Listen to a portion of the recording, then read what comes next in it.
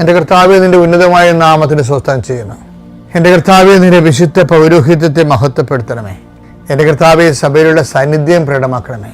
39 വർഷം അർപ്പിച്ച കൃപായുടെ യോഗ്യതയാൽ കൃപാസ്ഥാനത്താറെ ജീവനോടെ പ്രത്യക്ഷപ്പെട്ട പരിശുദ്ധ അമ്മയുടെ മാധ്യസ്ഥത്തിൽ ഈ പ്രാർത്ഥനയിൽ പങ്കെടുക്കുന്ന എല്ലാ മക്കൾക്കും അവരുടെ കുടുംബത്തിനും സമാധാനം ആശംസിക്കുന്ന, നീ ഏത് ഭവനത്തിൽ പ്രവേശിച്ചാൽ ആ ഭവന സമാധാനം ആശംസിക്കുന്ന അളിച്ച കർത്താവെ, നിൻ്റെ വാക്കിൽ ആശ്രയിച്ചുകൊണ്ട് കർത്താവെ, ഓരോ ദൗത്യത്തിനായി പോകുന്നവർ ആ ദൗത്യ നിർവഹണ സമയങ്ങളിൽ അത് കഴിയുമ്പോൾ അവരിൽ സമാധാനം നിറയട്ടെ. കർത്താവ് നിൻ്റെ തിരിച്ചോരെ ഓർത്തുകൊണ്ട് പ്രാർത്ഥിക്കുന്നു. നിൻ്റെ മുൾക്കിരീടത്തെ ഓർത്ത് പ്രാർത്ഥിക്കുന്നു. നിൻ്റെ തിരുവിലാലും മുറിവിനെ ഓർത്ത് പ്രാർത്ഥിക്കുന്നു. നിൻ്റെ കരചരണങ്ങളെ ആണിപ്പടുകളെ ഓർത്ത് പ്രാർത്ഥിക്കുന്നു.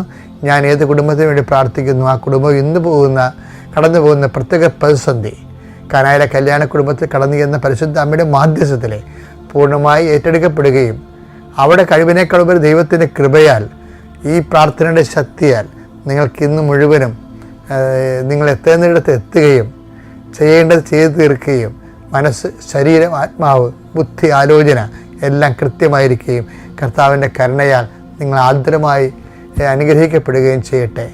അതുപോലെ ഹോംവർക്ക് ചെയ്യുന്നവർ, പരീക്ഷകൾക്ക് വേണ്ടി ഒരുങ്ങുന്നവർ, ഇൻ്റർവ്യൂ വേണ്ടി ഒരുങ്ങുന്നവർ, അതുപോലെ ഉണ്ടായിരുന്ന അരിയറായിട്ട് കുടിശ്ശികയായിട്ട് കിടക്കുന്ന എല്ലാവിധ ചെയ്തു തീർക്കാനാവാത്ത പദ്ധതികൾ കൊണ്ട് മനസ്സ് മടുത്ത് ഉറങ്ങിപ്പോകുന്നവർ കർത്താവിൻ്റെ രക്തത്താൽ കഴുകപ്പെടുകയും, എന്തിനു വേണ്ടി നീ പേടിക്കുന്നത്, ആ പേടിക്കുന്ന വിഷയം, എന്തിനു വേണ്ടി നീ ആരെയാണ് നീ പേടിക്കുന്നത്, ആ പേടിക്കുന്ന വ്യക്തി നിനക്ക് കീഴ്പ്പെടുകയും ചെയ്യട്ടെ.